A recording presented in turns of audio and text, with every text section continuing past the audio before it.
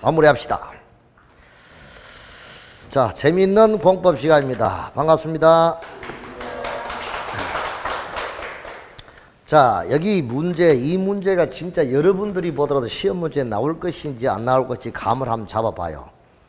자, 오늘 자료 정비사업에 비교해가지고 나왔는데 요거를 딱 한번 보자고. 비교. 이 도표, 비교 도표. 자, 비교 도표. 자, 주거환경 개선 사업은 일단 핵심 포인트가 극히 열악의 동그라미 빨리빨리 체크하세요. 극히 열악, 단독과 다세대 주택. 자, 재개발은 열악과 상업과 공업. 재건축은 양호와 공동주택 밀집. 자, 조합 설립의 동의. 재개발은 재개발하고 재건축만 조합이 있으니까 추진위원회 구성은 토지 등 소유자 5명. 추진위원장을 포함하여 5명. 과반수 동의. 운영규정 작성해서 시장군수 등의 승인을 받습니다. 인가가 아니고 승인. 이렇게 설립되면 조합설립 추진위원회인데, 조합설립 추진위원회 구성원은요, 추진위원장하고요, 감사만 있으면 돼요. 뭐만 있으면 된다고? 이 사람 필요 없습니다. 조합 설립 조합하고 달라요. 그러니까 알아두시고. 그 다음에 재개발사업조합이 설립을 하기 위해서는 소유자 얼마? 4분의 4. 면적 얼마? 2분의 1. 재건축은 단지 안과 밖으로 구분되는데 단지 각동 과반수 전체 4분의 3, 면적 4분의 3. 바뀔 때는 소유자 4분의 3, 면적 얼마? 3분의 2입니다. 그 다음에 자격이죠. 재개발하고 재건축일 때 여러분 조합원의 자격은요, 재개발 사업에는 토지 등 소유자이면 동의를 하든 안 하든 관계없이 무조건 조합원입니다. 동의 X라고 했죠. 보입니까? 그런데 재건축은 반드시 뭐 해야만? 재건축 조합 설립에 동의한 사람만 조합원이다 하는 거 기억하시기 바랍니다. 거기 들어봐요. 도시개발 조합의 조합원은 개발구역 안에 땅 소유자이면 무조건 조합원이죠. 도시개발 조합은 도시개발구역 안에 토지 소유자, 거기는 토지 등 소유자가 아니야. 토지 소유자이면 무조건 조합원이에요. 그런데 재개발도 재개발구역 안에 토지 등 소유자이면 조합원이, 동의를 하든 안 하든 조합원이야. 아시겠죠? 자, 그리고 재건축은 무조건 뭐 한 사람만, 동의한 사람만 조합원이다. 알아두시고. 자, 그 다음에 조합의 설립이죠. 재개발 조합은 재량입니다. 재량. 조합을 설립할 수도 있고 안 할 수도 있습니다. 왜? 토지 등 소유자가 단독으로 시행할 때는 조합을 설립할 필요가 없으니까요. 아시겠죠? 소유자가 하면 되니까요. 그러나 재건축은 조합을 조합. 자, 그 다음에 시행자. 주거환경 개선 사업은 시장군수가 원칙적인 시행자고 아까 말했죠. 소유 스스로 계량하는 방식은 과반수 동의를 받고요. 시장군수하고 LH공사 이들이 시행할 수 있고, 자, 관리처분 방식일 때는 시장군수가 소유자 3분의 2 동의와 세입자 얼마? 과반수 동의를 받아서 LH와 건설업자와 등록업자와 공동으로 시행할 수 있다. 자, 이리 보세요. 다시 한번 더 보라고. 이거 놓치면 절대 안 돼.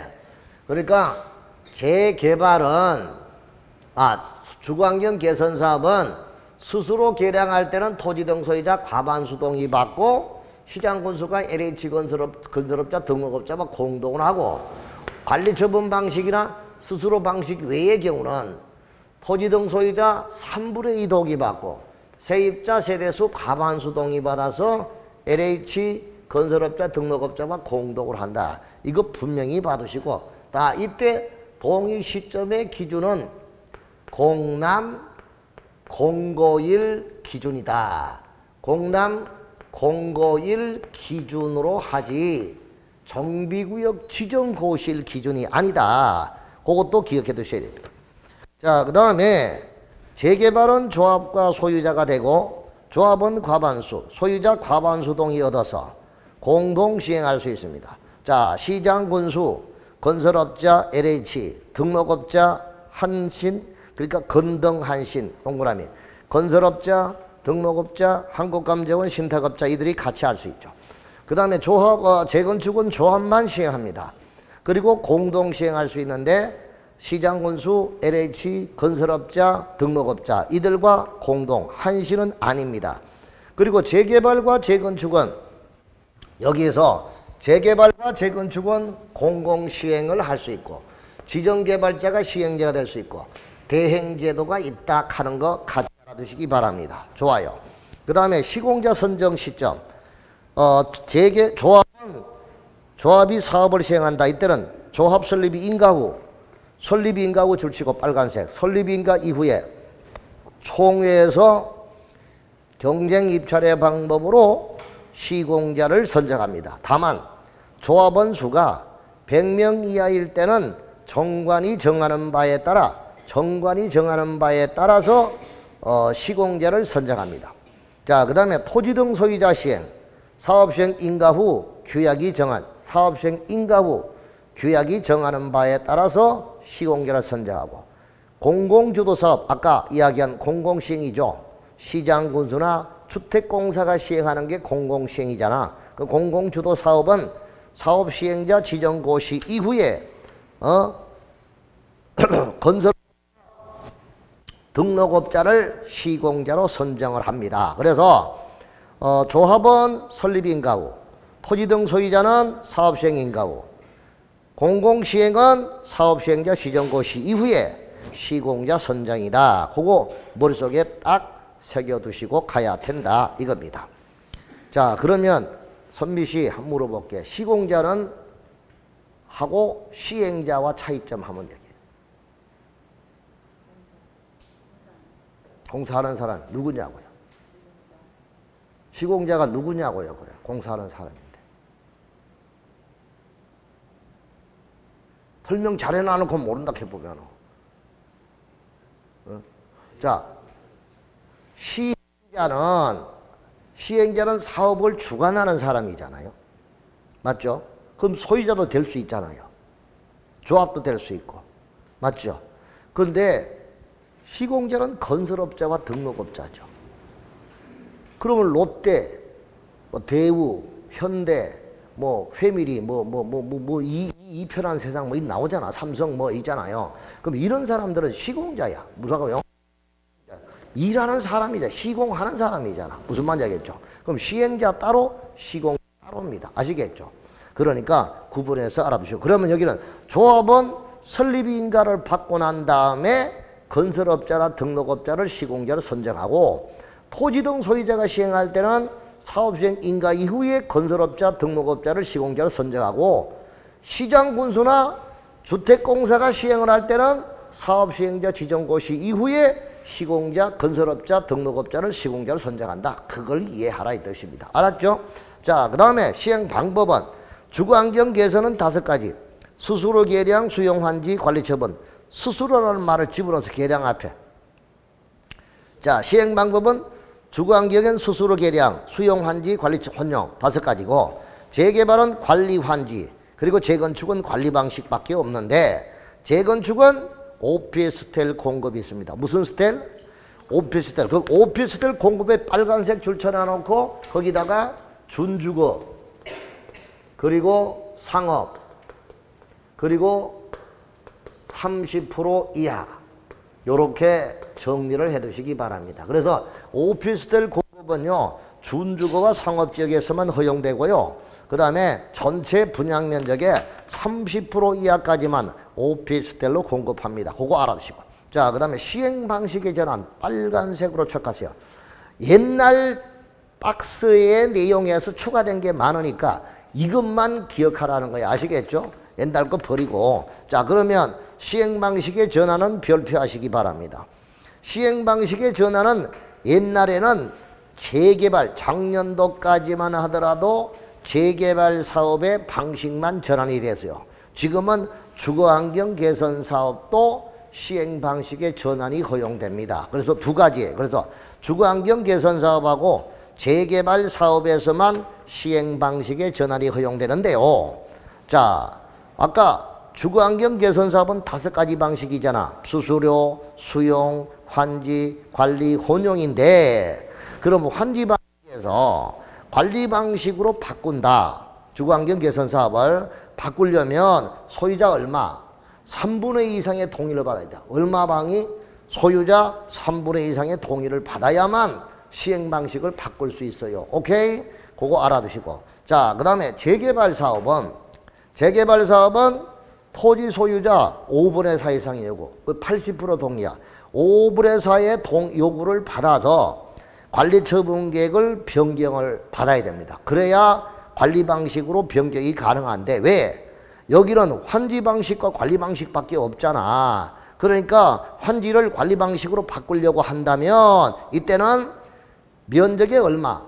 3분의 2 동의와 소유자 얼마? 5분의 4 이상의 동의를 받아야만 변경을 할 수 있다 이거야. 아시겠죠? 그래서 주거환경 개선 사업과 재개발 사업에서만 시행 방식의 전환이 허용되고, 재건축에는 시행 방식의 전환이 허용이 없죠. 왜? 한 개밖에 없으니까. 관리처분 방식밖에 없잖아, 거기는. 그러니까 여기는 방식의 전환이 없다. 그 다음에 관리처분 계획 수립 기준, 소형주택 건설 의무가 있죠. 자, 그러면 공주시 소형주택이 몇 제곱미터 이하예요? 몇 제곱미터 이하를 소형주택이라고 합니다. 소형주택은 60제곱미터 이하. 그러면 미정시 국민주택은? 그렇죠. 국민주택 규모는 85고 소형주택은 60제곱미터 이하야. 아시겠죠? 60제곱미터 이하. 그러면 1주택 공급의 원칙에 예외로서 2주택 공급이 되는데, 2주택은 어떻게 해서 2주택이 되느냐, 이리 보세요. 내가 여기 5억짜리 아파트를 갖고 있어요. 이게 재건축이나 재개발 사업 때문에 없어지고 여기다가 새로 아파트를 세웠어요. 근데 여기다 이제 대형도 있고 중형도 있고 소형도 있어요. 그러면 대형은 7억, 중형은 3억, 소형은 2억이다 라고 봅시다. 그러면 이 경전의 땅값, 그 주택 가격 5억의 범위에서 이렇게 해서 두 채를 가졌어요. 그리고 요 소형은 60제곱미터 이하로 해야 되고, 이거는 3년 내에는 대팔 수 없도록 제한을 두고 있죠. 이게 바로 2주택 공급입니다. 몇 주택? 그거 알아두시고. 자, 그 다음에 수용 여부입니다. 수용 여부죠. 주거환경 개선과 재개발 사업, 주거환경 개선과 재개발 사업은 수용 방식이 허용됩니다. 무슨 방식? 수용이 허용되는데, 재건축은 수용이 허용이 되지 않아요. 원칙적으로. 다만 천재지변 기타 긴급한 사유가 있을 때 예외적으로 수용할 수가 있는 겁니다. 이거 수용이 안 되는 거고, 안 되니까 별도로 민간 수용 제도를 도입한 것이 무슨 청구? 그게 매도 청구입니다. 그래서 매도 청구는 재건축에는 인정이 되지만 주거환경과 재개발에는 허용되지 않는다. 그 다음에 순환 방식은 세 가지 사업에 다 인정이 된다. 임시수용과 상가.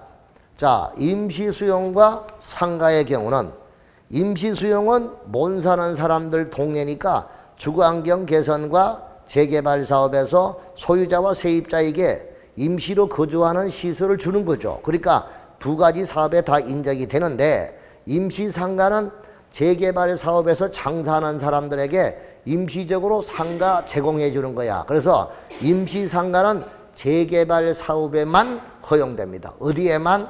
재개발 사업에만. 알아두시고. 자, 채권 매입.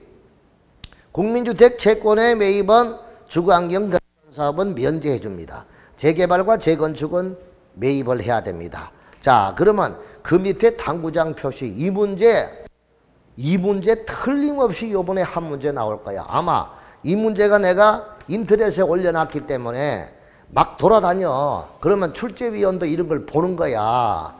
요즘 시사적인 문제가 어떤 거냐. 그럼 그 사람들이 이런 문제 그대로 비슷하게 그대로 뺏기지는 않겠지. 자존심이 있는데. 그러니까 비슷하게 나올 수 있을 거야. 정비법상 정비사업에 비교 분석한 내용 중 틀린 거 알아두십시오. 매도 청구는 주거환경 개선 사업과 재개발 사업의 경우는 인정되지 아니하고, 재건축 사업의 경우에만 인정된다. 맞잖아. 동그라미. 그 다음에 시행 방식의 전환은 주거환경 개선 사업과 재개발 사업에만 인정된다. 맞죠. 모든 정비 사업은 관리 처분 방식이 허용된다. 여기 봐봐. 이 세 가지 방법에서 공통. 관리. 그죠? 여기 관리죠. 관리. 그래서 관리는 세 가지 사업에 다 인정되니까 모든 정비 사업이 들어가면 맞죠. 그런데 시험 문제 객관식 문제예요. 모든 카는 말 들어가면 무조건 틀렸다고 생각하는 사람들이 있죠. 그렇죠? 그럼 이거는 틀렸다 하면 안 되는 거야. 이렇게 예외도 있다. 자, 4번. 주거환경 개선 사업은 추진위원회 구성과 조합 설립 규정이 없다. 맞잖아요. 자, 5번. 주거환경 개선 사업과 재개발 사업의 경우에 임시수용과 임시상가의 설치가 허용된다. 아까 주거환경 개선과 재개발은 임시수용은 다 인정이 되는데 임시상가는 재개발하면 허용되니까 이게 틀렸잖아. 그죠? 이 정도 문제가 원래 문제 경향이니까 이 문제는 틀림없이 이런 식으로 문제가 나온다. 나 진짜 장담합니다. 그러니까 이런 문제는 꼭 기억해 두시기 바랍니다. 아시겠죠? 자, 여기 책에 있는 문제 5문제 푸는 것보다 이 문제 하나 더 보는 게 더 중요하다. 이렇게 볼 수 있을 것 같습니다. 됐고요. 자, 그 다음에 이제 관리 처분에 관한 문제 6페이지에 15번 문제 보세요.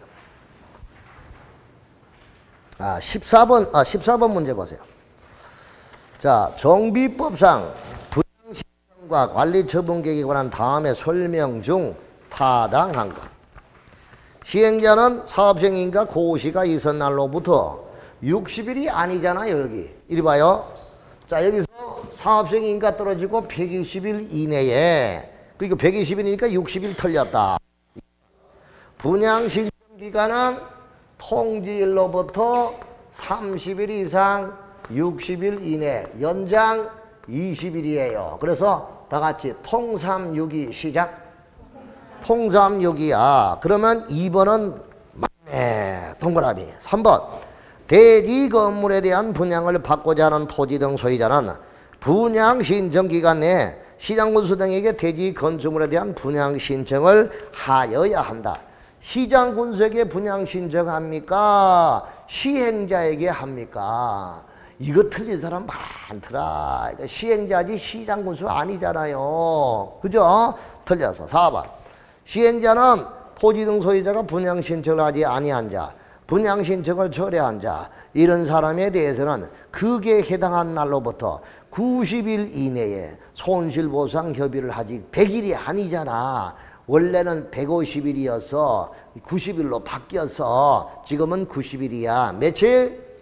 90일. 5번. 시행자나 분양신청 기간이 종료된 때 기존 건물을 철거하기 전에 분양전항을 기초로 처분계획을 수립하여 시장군수의 인가를 받아야 되고 처분계획을 변경, 중지, 폐지하는 경우도 또한 같다라고 했는데 요런 문제가 나오거든.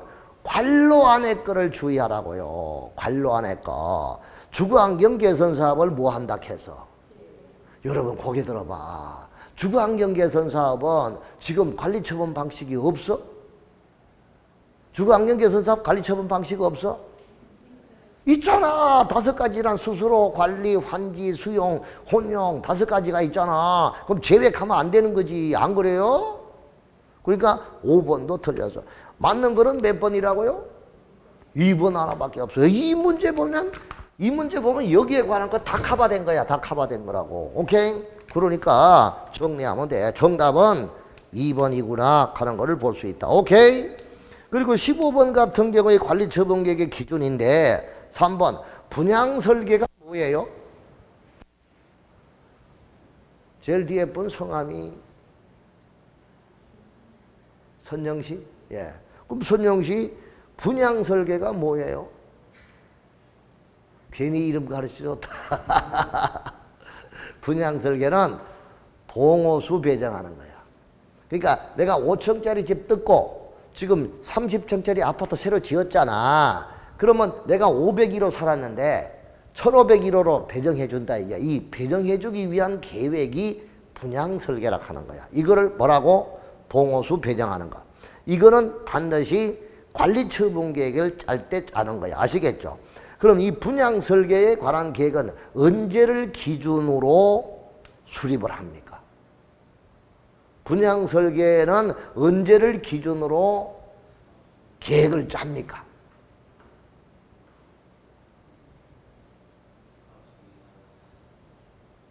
사업시행 인가일 기준입니까? 아니면 분양 신청 기간 종료일입니까? 오, 생각해봐. 인가일 기준으로 가면 안 되지. 인가일로부터 120일 이내 분양 통지했잖아. 그럼 분양 통지를 하면은 분양 신청을 하잖아. 그럼 분양 신청을 받아서 관리처분 계획을 짜잖아. 이거를 짤 때 분양 설계 짠다고. 그러니까 이때가 아니지.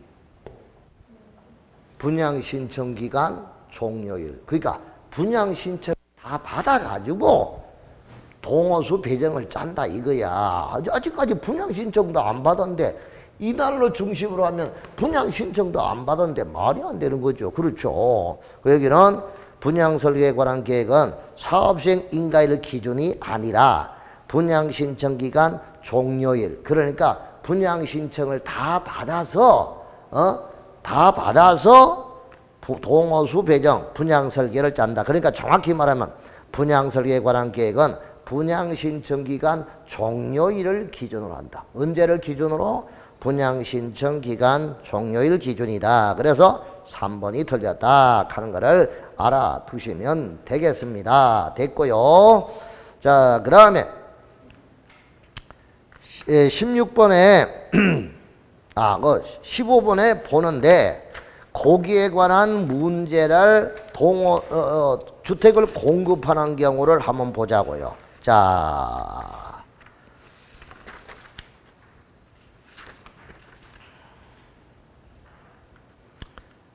7번 문제, 4페이지 7번 문제.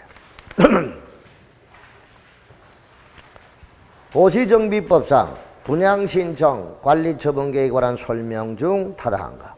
책에 있는 문제와 비슷한 문제가 있을 건데요. 재건축사업의 시행자는 인가고시가 있은 날로부터 60일 이내에 계략적인 부당 내역, 분양신청 기간 등을 일간신문에 공고한다. 60일이 아니고 아까 며칠? 120일. 틀렸고. 분양신청 기간은 통지한 날로부터 30일 이상 60일 이내로 하고, 다만 분양신청 기간을 30일 범위에서 연장 20일 범위죠. 통상 6이니까 2번도 틀렸어. 3번.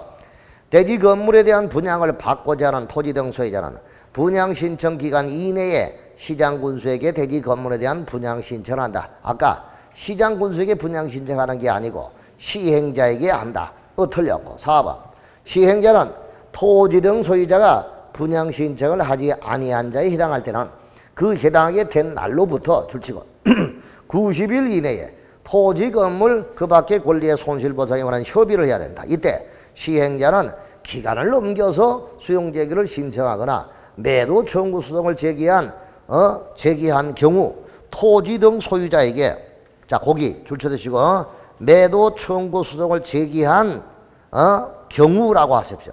그 글자 빠져. 이 경우 시행자는 기간을 넘겨 수용제기를 신청하거나 매도 청구 소송을 제기한 경우 토지 등 소유자에게 지연일수에 따른 이자를 15% 범위 안에서 대통령이 정하는 이유를 적용하여 산정한다. 맞죠? 자, 그럼 이것도 안 본 사람이 대부분일 거야. 보나마나. 그러니까 이거 안 보고 보면 이게 굉장히 어려운 거야. 한마디로. 자, 그래서 그거를 우리가 한번 살펴보고 가는 게 좋을 것 같아요. 지연 이자에 따른 경우가 나오는데 90일 거기에 분양 신청을 하지 않았을 때 경우 페이지 133페이지 제일 밑에.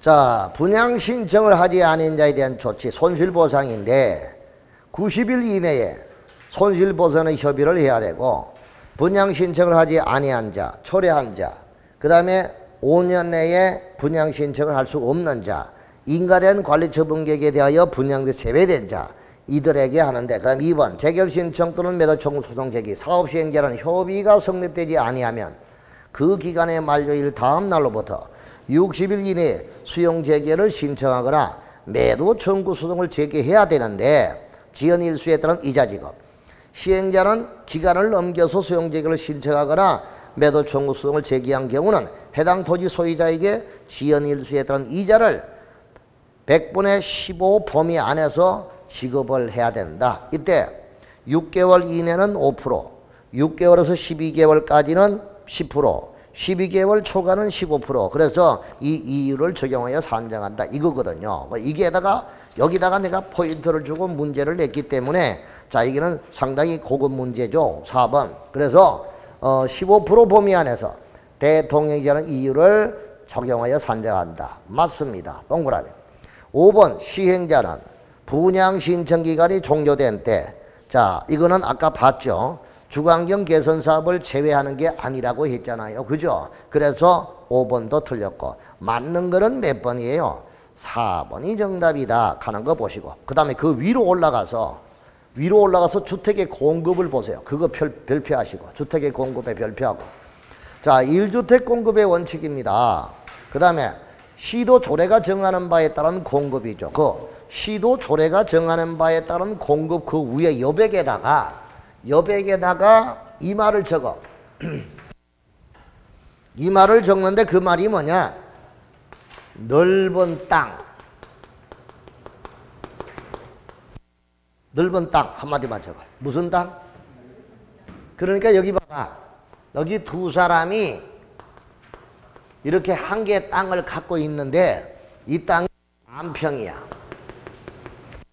안평인데도 원칙대로 적용해가지고 1주택을 공급하면 이거 억울해 안 억울해? 너무 억울하지 안 그래?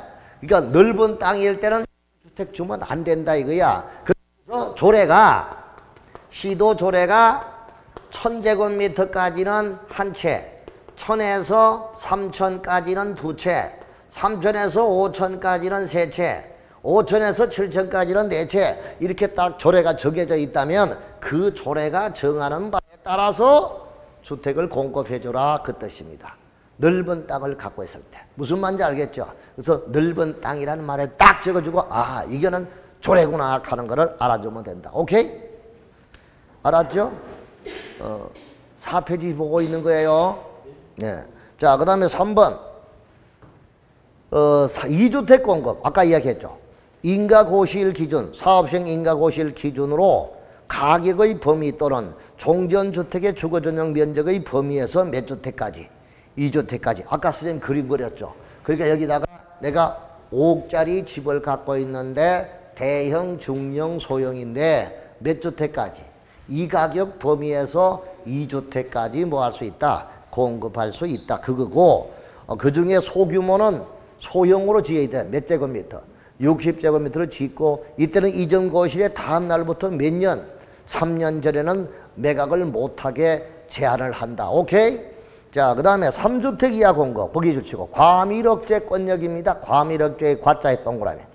투기과열지구 조정대상 지역에 위치하지 않는 재건축사업. 그러면 과밀억제권역에서 투기가 아니고 조정대상 지역이 아닐 때는 재건축사업은 몇 주택까지? 얼마까지? 3주택까지 공급하고, 소유한 주택수만큼 가질 수 있는 것은 과밀억제권역 안에 위치하지 않는 재건축사업은 소유자, 숙소용, 공공시행자가 할 때, 그때는 소유한 주택수만큼 공급을 할 수 있다. 오케이? 자, 그러면 이걸 외웁시다. 화살표 다 같이. 가외제 수만큼. 시작. 가외제 수만큼. 그 과밀억제권역 바깥에 재건축사업은 소유한 주택수만큼. 오케이? 그 다음에 과내제 3주택. 과내제 3주택. 시작. 자, 과밀억제권역 안에 과밀억제권역 안에 재건축인데 그때는 재건축이니까 몇 주택까지? 3주택까지. 물론 과밀억제권력 바깥이든 과밀억제권력 아니든 투기과열지구하고 조정대상지역은 무조건 한 채다. 무조건 뭐다? 한 채다. 하는 거 잊지 마시기 바랍니다. 알았죠? 그래서 다시 가외제 수만큼 가내제 3주택 그거 기억하시기 바랍니다. 알았죠? 자, 그 다음에 그거를 토대로 해서 문제 8번 봅니다. 오른쪽 8번. 오른쪽 8번. 투기과열지구 안에 소재한 A 재건축 정비사업구의 우교수는 두 채의 아파트를 소유하고 과밀억제권역 외의 조정대상 지역에서 시행되는 B 재건축 정비사업구역의 두 채. 와, 우교수 부자네. 시재개발 정비사업구역 안에 두 채를 소유하여 한 채는 직접 살고 나머지 5채는 가벌병정무와 전세계약을 해결한 상태다. 이때 우 교수가 분양신청 기간 내에 분양신청을 했다면 관리처분계획을 통해서 공급받을 수 있는 주택의 최대수는 몇 채고 이렇게. 자, A 몇 채? 한 채. 투기과열지구니까. B 몇 채? 조정대상 구역이니까 한 채. C 재개발 사업구역 몇 채? 재개발은 무조건 한 채야. 몇 채? 한 채. 그러니까 몇 채지? 세 채. 정답은 4번이다. 이 정도는 자유롭게 풀 수 있어야 됩니다. 알았죠? 일단 여러분 딴 거 없고 다시 가외제. 자, 가외제 뭐라고? 수만큼. 가외제 수만큼. 가내제 3주택. 그러니까 한마디로 과밀억제권역 바깥이다.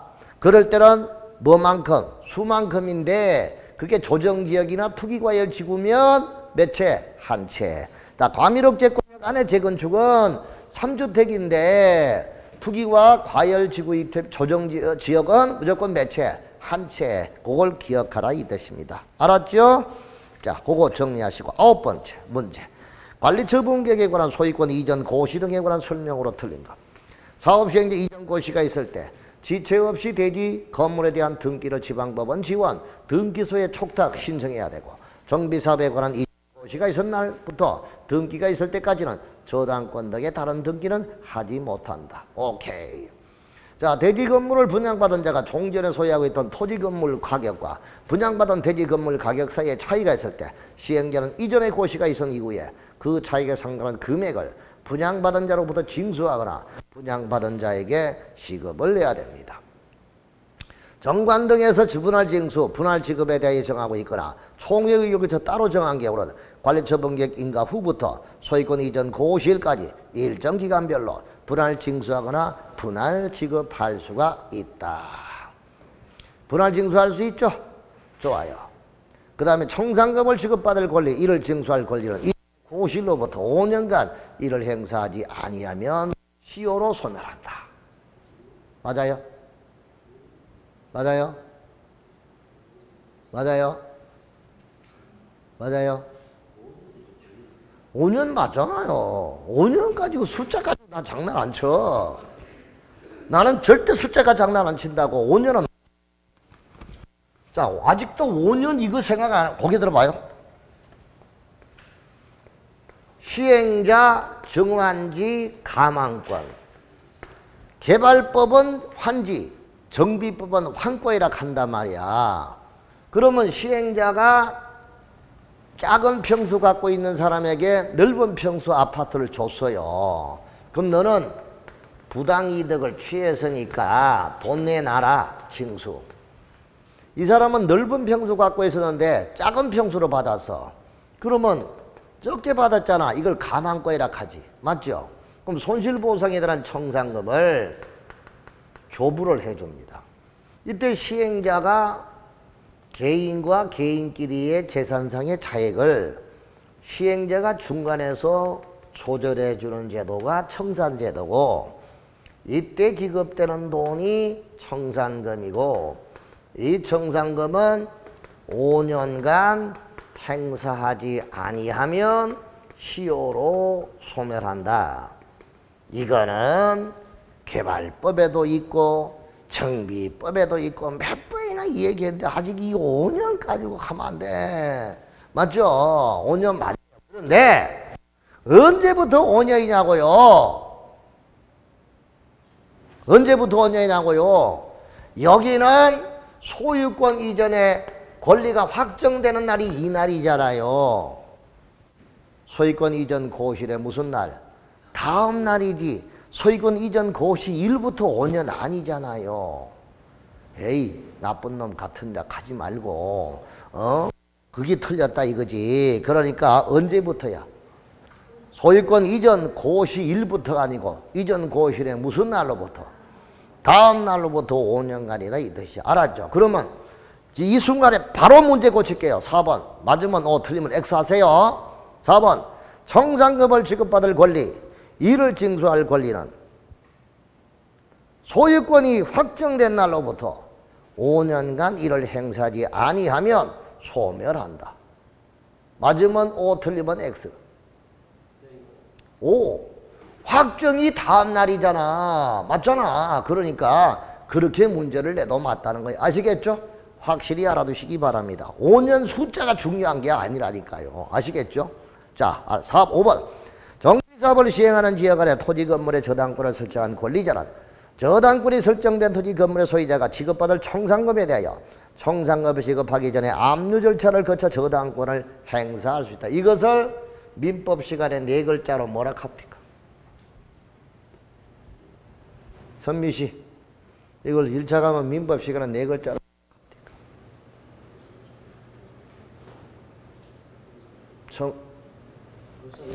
그렇지. 아, 딱 우리 마음에 들었어. 물상대. 자, 이리 보세요. 기범씨가 제일 좋아. 나는 선생님이 마음이 12번 바뀌죠. 그죠?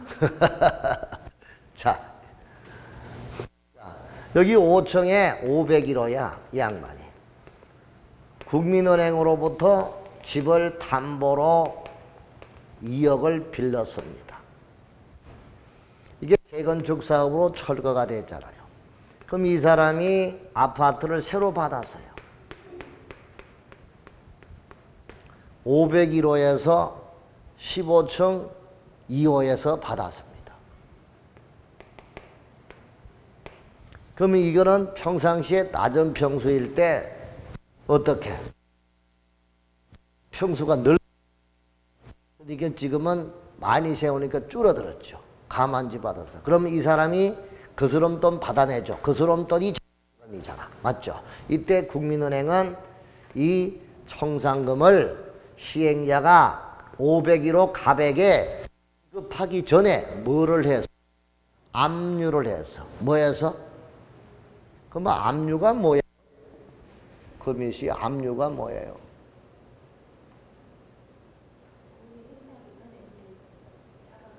잡아놓은 맞아. 그 말 맞아. 처분을 못하게 막아놓는 조치가 압류야. 아시겠죠? 그 처분을 못하게 붙잡아 놓은 거야. 문자 그대로. 그게 바로 압류라고. 압류를 해서 자기가 저당권을 행사하는 거죠. 이걸 뭐라고? 이 물건에 대한 저당권인데 새 물건으로 바뀌어서도 그 저당권의 권리가 이쪽으로 옮겨간다. 물상하고 위라고 합니다. 뭐라고?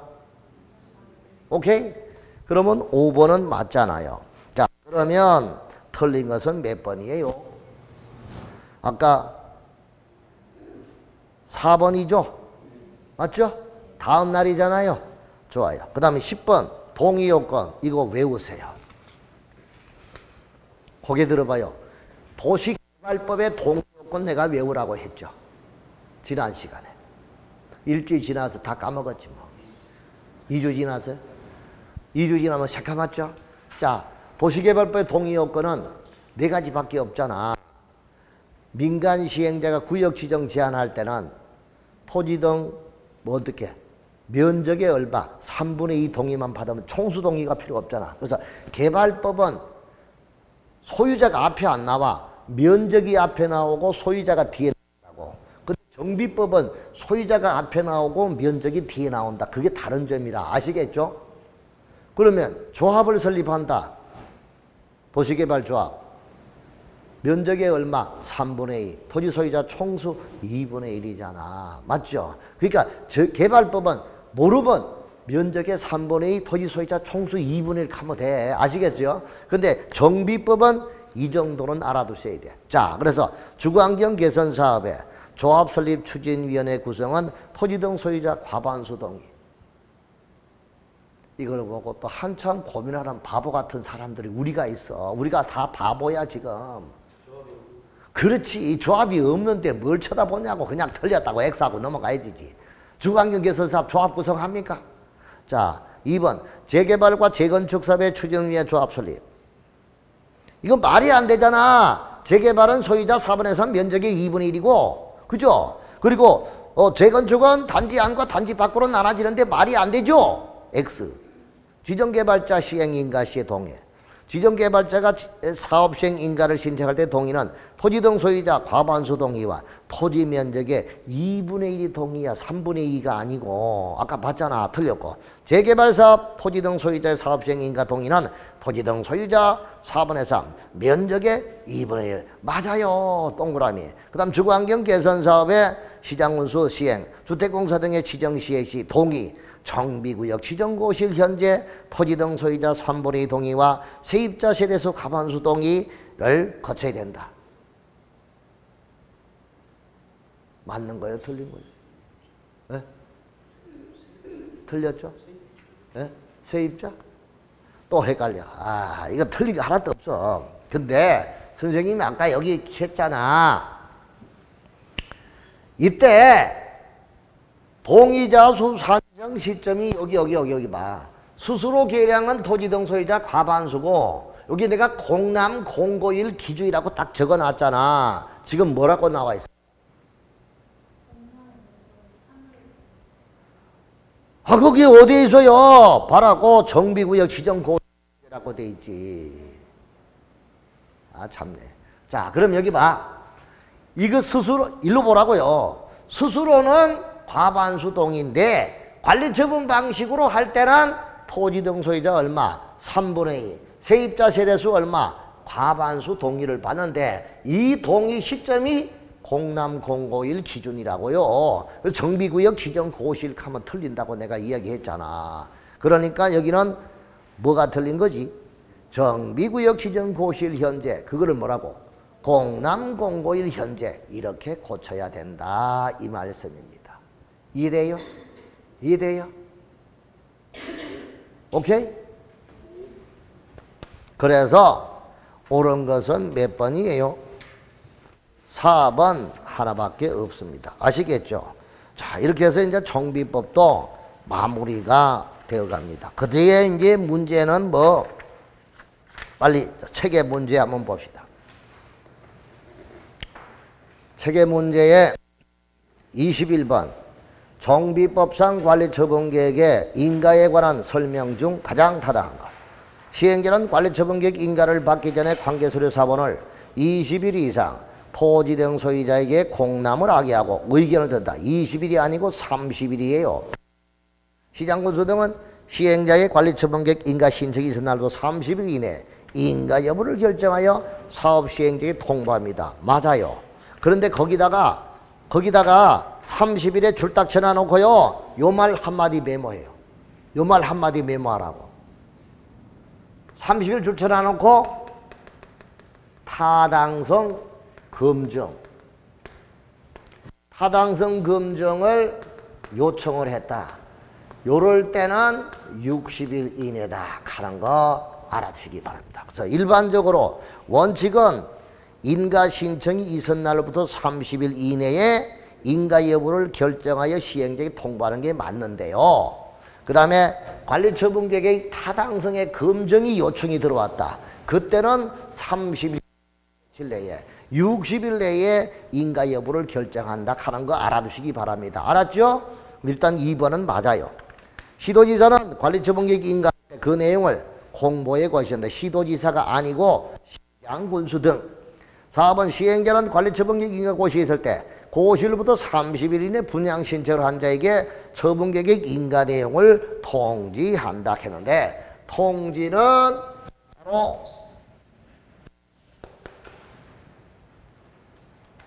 인가고시가 있는 때 고시일로부터 30일 이내에 분양을 신청한 자에게 인가 내용을 통지하고, 그 다음에 하는 거는 통지 30일 이내에 하는 거 맞죠?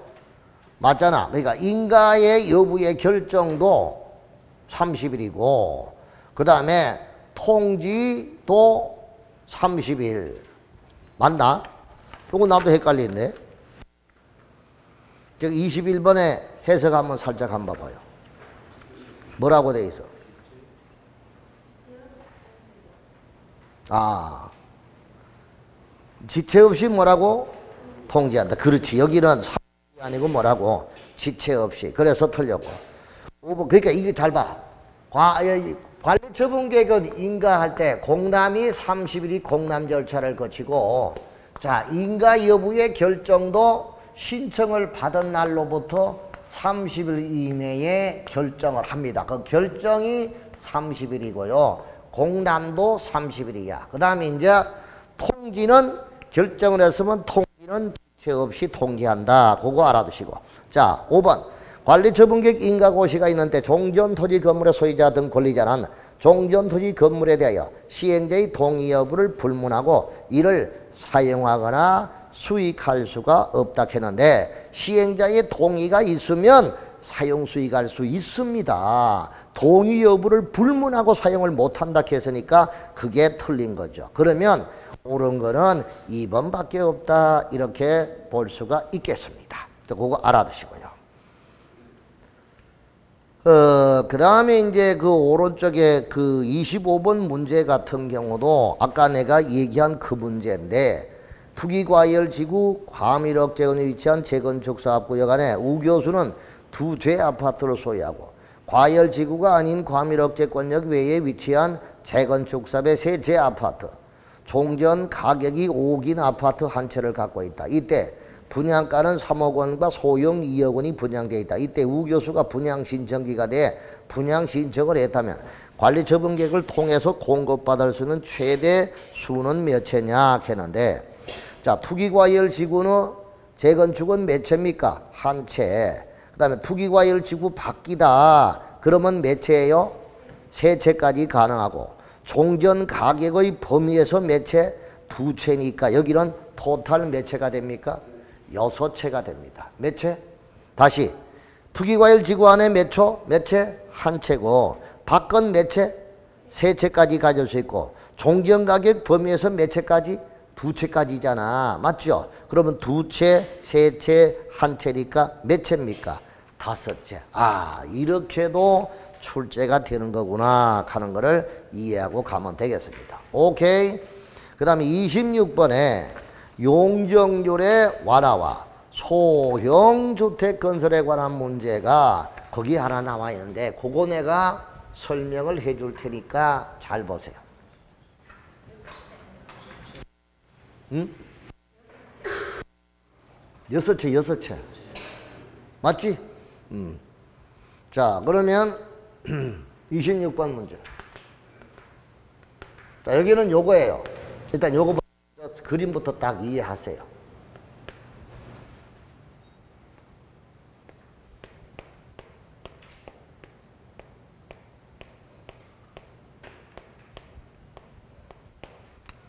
자, 이 지역이 준주거 지역이에요. 준주거 지역의 최대 용적률이 500%죠. 법적 상한용이 500%잖아요. 근데 여기서 실제로 여기서 지어진 거는 용적률 200% 범위 안에서 지어져 있습니다. 500%. 그럼 이걸 뜯어가지고 새로 이렇게 재건축을 했다라고 합시다. 그러면 통상적으로 여러분 재건축은 지금 현재 아파트가 10층 아파트짜리다. 그러면 몇 층까지 올라가요? 재건축하면. 통상 2배는 올라가잖아. 2배는. 맞아 안 맞아? 그러면 이제 200인데 여기서 이제 정비계획으로 정한 용적률이 400%야. 몇 프로? 그 그러면 500에서 400% 빼면 100%죠. 맞죠? 자, 100% 범위 안에서 이 비율을 곱하는 거야. 비율이 재건축하고 재개발이야. 재건축은 과밀억제권력 안, 과밀억제권력 밖. 여기도 이걸 같이 정리하자.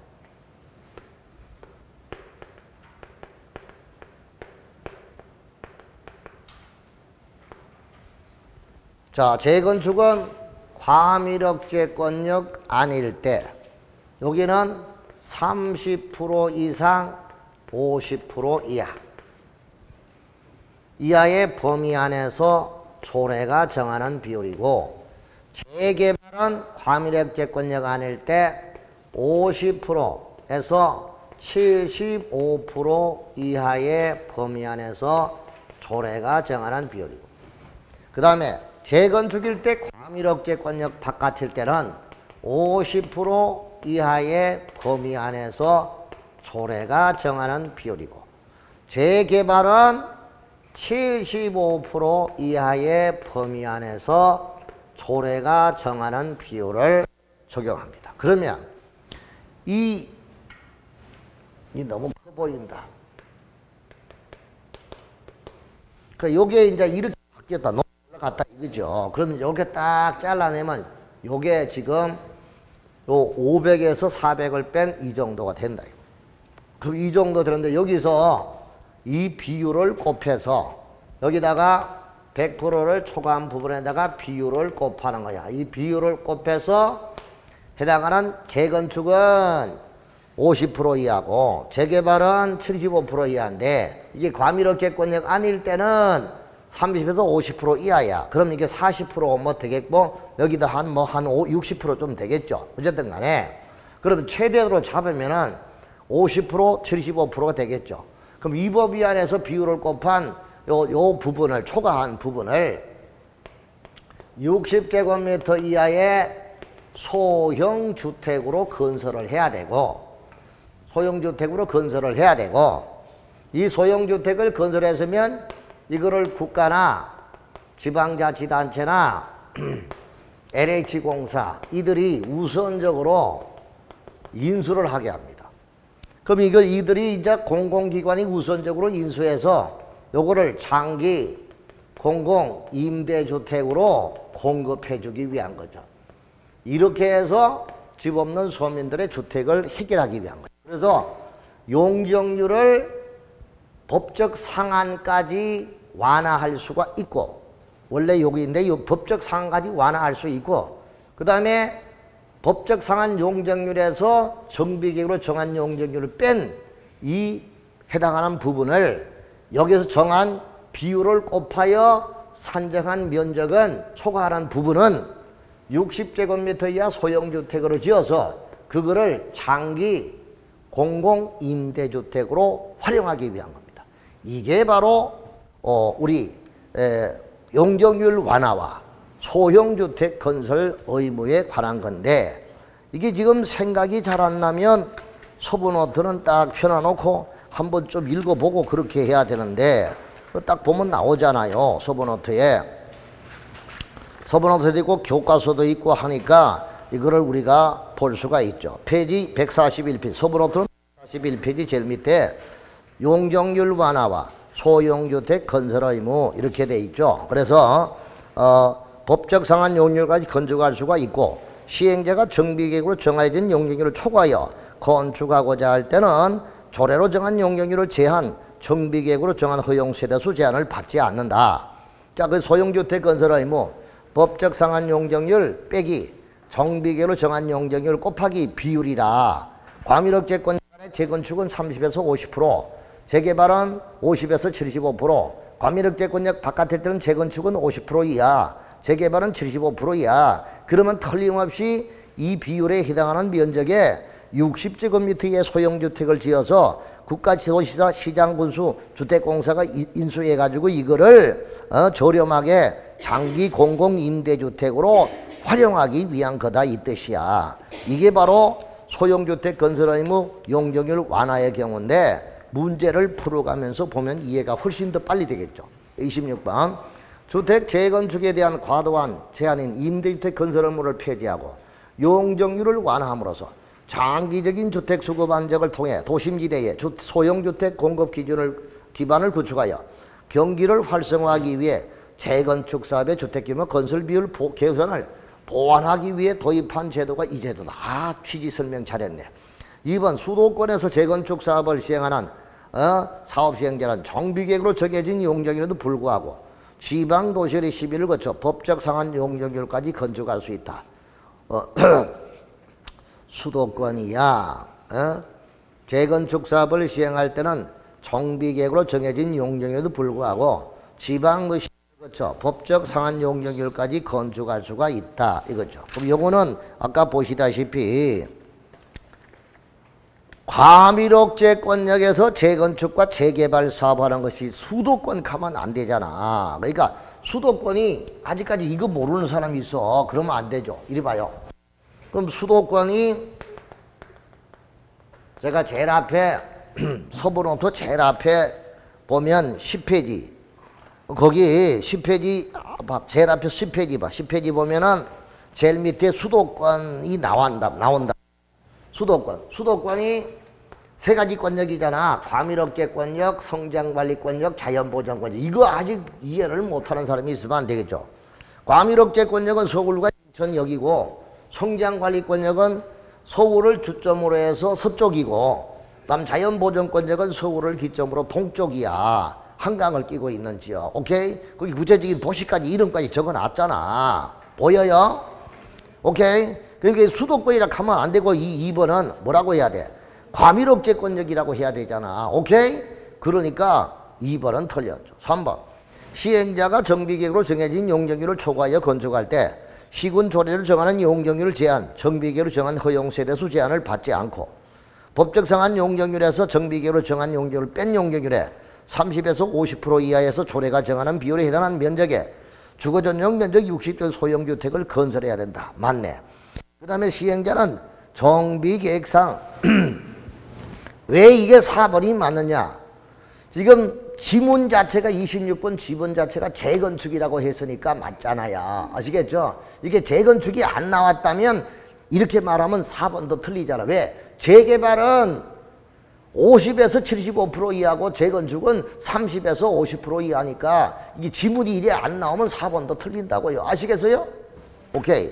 그럼 5번 시행자는 정비계획상 용적률을 초과해 건축하는 경우 초과한 용적률에서 시도 조례가 정하는 비율을 곱한 용적률에 해당 면적에 건설한 재건축 소형주택을 국장시도에서 시장군 주택공사 등에게 공급한다. 우선적으로 인수한다 이거잖아. 그럼 이들이 이거 인수해가지고 그걸 장기 공공임대주택으로 활용해서 집 없는 저민들에게 저렴하게 공급해주기 위한 그런 정책이죠. 오케이? 그러니까 맞아. 틀린 것은 몇 번? 2번이다 가는 걸 볼 수 있습니다. 좋아요. 자, 그 다음에 이제 그 30번. 대집 건축물을 분양받은 자에게 소유권을 이전한 경우 종전토 설정된 지상권, 전세권, 이런 임차권, 이런 등기된 권리 및 주택임대차 보호법에 의한 임차권은 소유권 이전 건축물에 설정된 것으로 본다는 법의 내용 중 관로안의 권리로 가장 타당한가. 아, 이거 돌아보네. 그 법조문 안 보면 이거 책 안 본 사람은 이거 우째 풀겠네 이거야. 그러니까 정답은 1번이에요. 그러니까 생각해봐요. 이게 여기 5층짜리 아파트 이거 허물고 여기다가 새 아파트 지었다.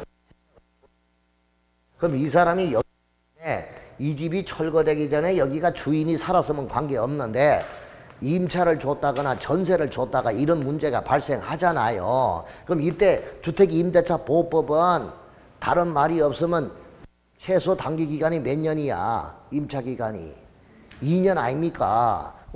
전세기간 남았는데요? 이렇게 하면 할 말 없잖아. 그러니까 그런 법의 규정을 여기는 적용한다 안 한다? 적용 안 한다. 그 문제예요. 아시겠죠? 그래서 1번이 정답이다. 그 뜻입니다. 알았죠? 됐고요. 자, 그 다음에 총상권 문제 32번. 정비사업으로 시행의 총상금에 관한 설명으로 틀린 것.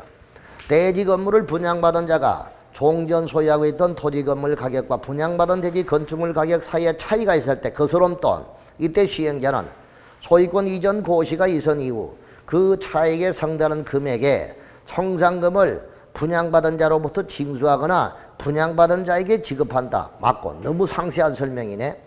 분할징수 분할지급에 대하여 정하고 있거나 총회 의결을 거쳐 따로 정한 경우는 이전 고시일까지 일정 기간별로 나누어서 분할지급할 수 있다. 맞아요. 그다음 청산금을 납부할 자가 납부하지 않는데 그러면 시장군수,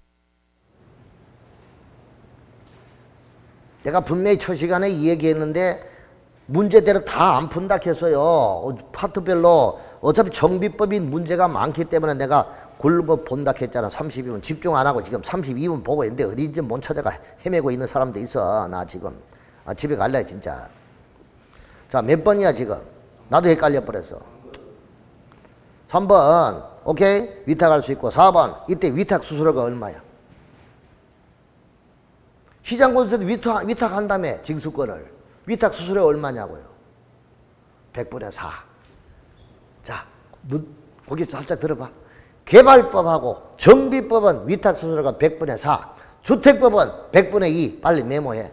개발법하고 정비법은 위탁 수수료 100분의 4. 주택법은 100분의 2. 그것만 기억하면 돼. 4번 청산금을 지급받을 권리. 이를 행사할 권리. 이전에 고시일의 다음 날부터 다음 날이야. 다음 날 빠지면 틀려. 5년간 이를 행사하지 않으면 소멸한다. 맞고. 5번 정비사업을 시행하는 지역안에 토지 건물의 저당권을 설정한 권리자는 저당권이 설정된 토지 건물의 소유자가 지급받을 청산금에 대하여 청산금을 지급한 후에 압류절절이라이. 돈 주고 난 다음에 압류 그치 뭐하냐 바보같이 돈 이미 다 줘버렸는데 지급하기 전에 압류절차를 거쳐 저당권을 행사할 수. 아까 봤던 문항이죠. 그죠? 지급하기 전이에요. 정답은 몇 번이에요? 9번. 그렇죠. 33번은 좀 획기적인 문제 같은데요. 매도 청구하고 매수 청구라는 게 있잖아요. 그죠? 여러분 고개 들어봐요. 매도 청구는 어느 사업에만 인정이 돼요? 재건축에만 인정된다 했잖아요. 그럼 매수 청구는요? 매수 청구는요? 생각해봐요. 여기다가 주거환경 개선 사업한데 재개발 사업한데 도로가 이렇게 나와야 되는데 여기다가 아파트를 설까 여기다 땅이 이렇게 부족해. 그럼 요거를 수용을 할까 아이가? 오케이? 그럼 인접지 이거 수용하겠죠? 이때 수용을 당하는 사람이 여기 아파트 지을 거 아니에요. 그죠? 내가 우선적으로 아파트 사겠습니다 라고 청구하는 게 무슨 청구? 매수 청구. 무슨 청구? 그럼 국계법의 매수 청구는 뭐야? 국계법의 매수 청구는 내 땅이 도로 부지로 들어갔어. 맞죠? 그럼 10년이 지나도 도로공사 안 해. 10년이 지나고 지목이 되고, 그죠? 그 다음에 몇 개월 내에 국계법에 매수청구는 10년, 6월, 2년, 3천만 원, 3330이라고 했잖아. 맞죠? 그거는 도로 부지로 들어가서 공사 안 할 때, 그죠? 매수자가 지방자치단체일 때 채권을 발행해가지고 하는 거죠. 그게 바로 매수 청구. 무슨 청구?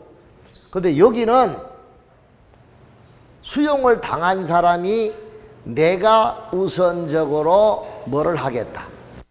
내가 우선적으로 들어가겠다. 아파트를 사겠다. 하는 게 매수 청구고, 국계법은 내 땅 사가지고 가라 이렇게 하는 거지. 맞잖아요. 그 점이 차이가 있는 건데 바로 이 점을 둘 다 매수 청구가 됩니다. 그럼 이 정비법에는 이렇게 수용을 당한 소유자가 아파트 분양을 받을 수 있는 경우가 매수 청구가 되는 거죠. 이게 바로 매수청구인데, 그래서 재건축사업을 시행할 새 매도 청구와 정비구역 안에 매각 대상이 되는 대지 건축물을 타에 우선하여 매수 청구할 수 있는 사람은 뭐냐? 매도 청구하는 사람은 시행자가 조합 설립에 반대한 사람한테 당신 땅 나한테 파세요 하는 게 무슨 청구? 매도 청구고, 그 다음에 수용을 당한 자가 내가 아파트 사겠다 하는 게 무슨 청구? 매수 청구가 된다 이 뜻이죠. 그래서 정답이 몇 번이에요? 2번이다. 2번이다. 그렇게 알아두면 되고요. 그 다음에 비용 부담, 뭐 국유재산 처분 이런 거는 참고적으로 보면 되고, 38번 마지막 정비사업 전문관리업의 등록에 관한 규정입니다. 주택의 건설, 감정평가, 정비사업 관련 업무를 공공기관 등 대통령이 정하는 기관에 때는 시도지사에게 등록하지 않아도 되고요. 맞아요. 정비사업 시행을 위해 필요한 일정한 업무를 추진위원회 조합으로부터 위탁을 받거나 이와 관련한 자문을 하고자 하는 자란 자본기술력 등 기준을 갖추어 국장에게 등록한다. 노노노. 정비사업자의 디벨로퍼의 등록은 시도지사에게 합니다. 원래는 국장에게 등록하도록 됐던 것이 법이 개정되면서 국장에서 시도지사로 바뀌었습니다. 그래서 정비사업 전문관리업체 등록 관청은 국장이 아니고 시도지사다 하는 것을 알아두시기 바랍니다. 알았죠? 그 정도 이해해 주면 되겠고요. 나머지는 뭐 안 봐도 좋습니다. 좋습니다. 이렇게 해서 이제 보고 가면 되겠고, 정비법은 이렇게 해서 여기 있는 이 자료와 아까 이야기한 두 장, 아까 두 페이지 고 10문제예요. 몇 문제? 정비법은 여러분 머리 아프면 오늘 내준 10문제 있잖아요. 그걸 위주로 공부하시면 될 것 같습니다. 아시겠죠? 다른 거 안 봐도 좋습니다. 그리고 이 도표 정비사업의 비교 분석은 반드시 오늘 정리를 해 두시고 가면 되겠고, 자, 그 다음에 최근 개정되는 사항은 국계법은 이미 다 했던 거니까 나중에 문제 만들어 주겠습니다. 국계법에서 이 문제가 틀림없이 한 문제 나올 것 같아서 가나다라마바사 그 제목에만 동그라미 쳐놓고 내가 이 문제 만들어 드릴게요. 그 다음에 6월 12일 날 개정된 보조융자에서 새로 생긴 거죠. 이게 뭐냐? 도시군계획시설 부지로 들어가서 내 땅이, 그런데 10년이 지날 때까지 사업을 시행을 안 하고 사업을 시행을 안 하는데 해당 시설의 설치에 필요성이 도로 등의 설치가 필요한 그 지역이다. 좀 그런 지역에 장기간 방치를 했잖아. 이럴 때 국가지자체가 그 우선적으로 지원을 해주는 거죠. 그래서 우선적인 지원 대상이 도로, 상하수 등 인근 지역에 비해 부족한 지역이나 광역시 설치되는 지역이나 개발제한구역이 해제된 지역이나 인데 5번, 4번에 굵은 것이 그게 새로 신설됐다 이거야. 그래서 10년이 경과되고 10년 경과 줄치고 미집행 줄치고 필요성이 높은 지역 4번을 세 가지로 분석한다. 빨리 메모하시고 10년 경과 4번만 이야기하는 거야 지금. 굵은 것이 10년 경과 미집행 그리고 높은 지역 10년 경과 미집행 개발 가능성이 필요성이 높은 지역 이런 지역에 대하여 우선적으로 보조융자한다. 지원할 수 있다. 이겁니다. 자, 그 다음에 뒤에 장은 기반시설의 유발 개수는 내가 일부러 중요한 것만 정리한 거니까 이건 개정된 게 아니고 정리한 거니까 요렇게 정리하라. 이거 얘기해 준 거고. 자, 도시정비법 2018년도 10월 13일 날 시행되는데 이거 지형도면의 고시의 특례 아까 이야기했죠. 여기 내가 여기 적어줬는데 지형도면의 고시의 특례입니다. 그러니까 이게 딴 게 아니고 이거예요. 자, 국계법의 도시군 관리계획이 결정 고시가 되면 이 효력이 언제 발생합니까? 지형 도면을 뭐 한 날? 고시한 날부터 효력이 발생한다 했잖아요. 맞죠? 그러면 도시개발법에 도시개발 계획이 수립되고 도시개발구역이 지정고시가 됐다. 구역이 지정고시가 되면 이때 지형도면 고시해야 되죠. 맞죠? 그럼 이때 지형도면의 고시는 특례가 인정되죠. 언제까지 하면 됩니까? 그렇지, 그렇지. 이때 지형도면은 사업, 시행, 인가일까지입니다. 오케이? 그러니까 사업 시행 인가가 아니고 사업 시행 기간. 사업 시행 기간 내에만 하면 된다고. 언제까지만? 사업 시행 기간. 그런데 정비법에 정비구역이 지정이 돼서 이 특례가 없어서 이번에 이 특례를 인정한다 그 뜻입니다. 무슨 기간 안에? 사업 시행 기간 안에 거기도 지형도면 고시하면 된다 그거고. 자, 그 다음에 재건축 정비구역 안에 나와본 정비구역 안에서 주택법의 지역주택조합원 모집을 못하게 금지하고 있습니다. 이제까지는 허용이 됐어요. 그런데 이제는 재건축 지역주택조합원 모집을 뭐한다? 금지를 시키고 이를 위반하면 1년 이하 징역과 1,000만 원 이하의 벌금을 시하니 거기 줄쳐도 시고 빨간색으로. 자, 그 다음에 재건축 사업의 경우도 공동시행자, 시장군수, LH공사, 건설업자, 등록업자 이들이 공동시행을 한다. 그러면 시장군수하고 주택공사는 빼고 민간시행자, 건설업자와 등록업자가 공동시행한다. 그때는 시공보증을 의무화시킨다. 그거 알아두시고요. 그게 포인트가 됩니다. 자, 그거 우리가 기억하면 되고요. 자, 그 다음에 3번 주택법 시행령. 이거는 주택법 시간에 어차피 설명을 해 줄 겁니다만은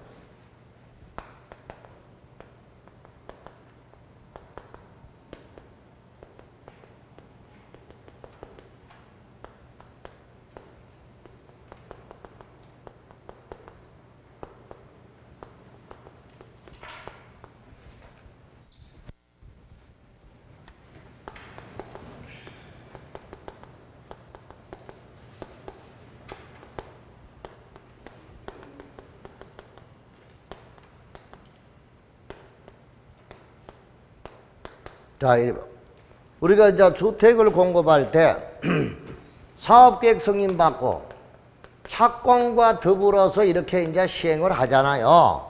착공과 동시에 입주자 모집 공고 신청을 합니다.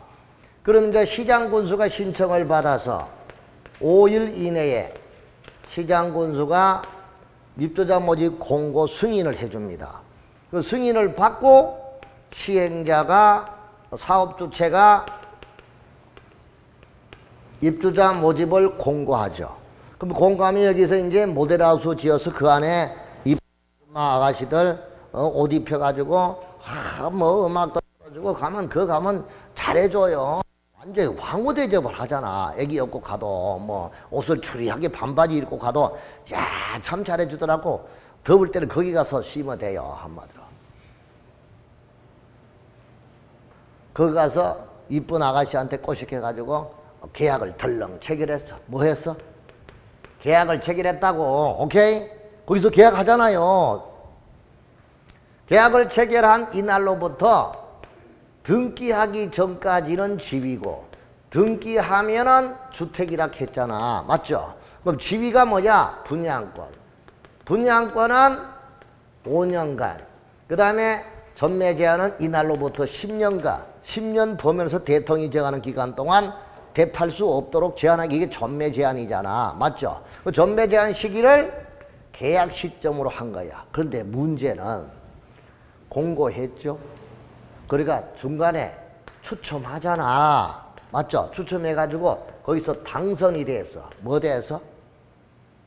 추첨에 당선됐다고. 그럼 내가 입주자로 선정 받았다 이거야. 이게 당선이 입주자로 선정받은 날이잖아. 맞죠? 그런데 선정 받고 계약을 체결하기 전까지 이거 규정이 없는 거야. 그럼 이때 이제 프리미엄, 말이 좋아서 프리미엄이지 우리말로 피잖아. 피 붙여가지고 팔아 안 팔아? 팔죠. 벌써 이 계약 체결하기 전까지 피를 몇 번이나 붙여가 벌써 돌려받기 하는 거야, 한마디로. 이때는 아무런 없는 거야, 법적으로. 그래서 이제까지 여기서부터 전매제한 기간을 기산하던 것을 이 최초로 선정된 이날로 앞당긴 거야. 그래서 이날로부터 10년 범위 안에서 전매 제한을 하도록 하고 있는데, 그거는 8월 7일 그날로부터 바로 시행되고 있는 거야. 원래 시험 문제 틀림없이 나온다.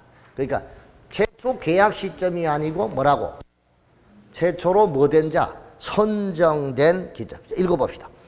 최초로 공급계약 체결이 가능한 날로부터 기산하도록 해서나 주택의 입주로 선정된 날 이후 주택 공급계약을 체결하기 전까지 이루어진 전매행위에 대해서는 재형법정주의 원칙상 처벌이 곤란할 수 있다는 점을 악용하여 해당 기간에 투기 목적의 전매행위가 발생할 가능성이 있다. 따라서 주택의 전매행위 제한 기간을 해당 주택의 입주자로 선정된 날, 당첨된 날을 기점으로 해서 계산한다 이 뜻입니다. 알았죠?